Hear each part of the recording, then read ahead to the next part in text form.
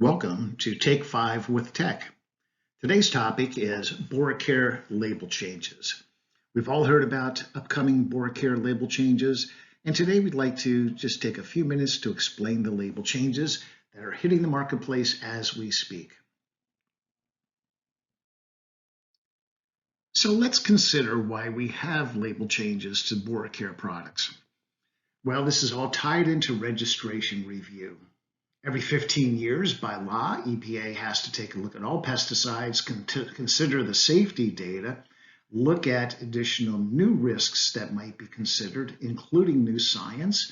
For example, are there reproductive studies that are needed today that were not around 15 years ago?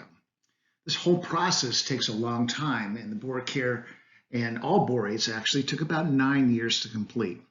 These were completed in 2019, and we had a certain period to switch over labels, and we are in that process now. On our website, nicescorp.com, we have a section under resources that has all of our product labels as a specimen label at this point. The specimen label is essentially a product label. It is in a text format and allows people easy reference to the label, whether it's nights, weekends, 24/7. However, we also have the label on the Bora-Care.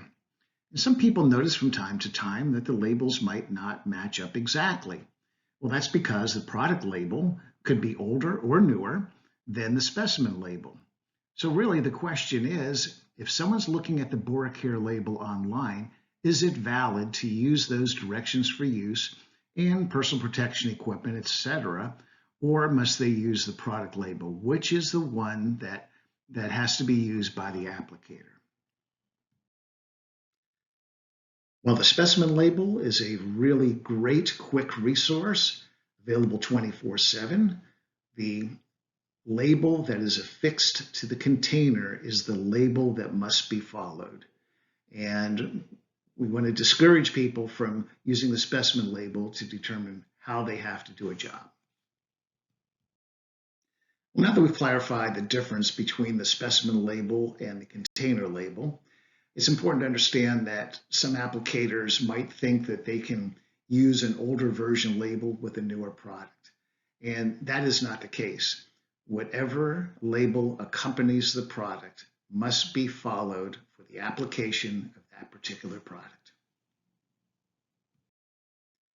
Well, let's take a look at the changes to the Bora-Care label.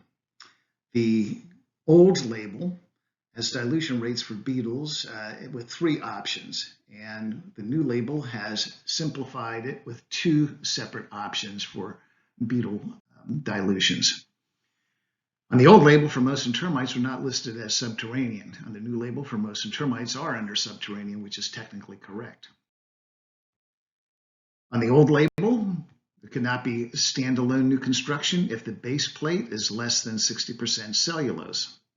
And this is what was called the Florida rule. And in the new label, it can be standalone. If Florida later requires it, we will specifically state for Florida only. The old label had a pretty messy layout, and the new label is much more logical. Let's take a look at the current status. For your information, product with a new label is shipping now and is entering commerce. So we will have new labeled product at the distributors as we speak.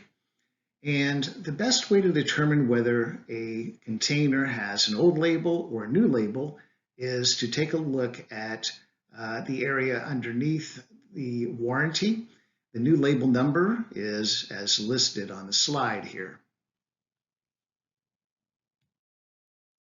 To become familiar with the current label, please take a look at it and study it so you are familiar for the customers. Anytime we do a presentation, we always remind customers to read, understand, follow the label, and state regulations. Also, keep in mind that the Bora-Care freestanding or single pack label can be slightly different from the Bora-Care with mold care Bora-Care label. So they're not identical, and just understand that there are some differences there. This Take 5 with Tech is valid only for the label version described, and please contact Technical Regulatory if you have questions. For Take 5 with Tech, this is Greg Bauman. Have a good day.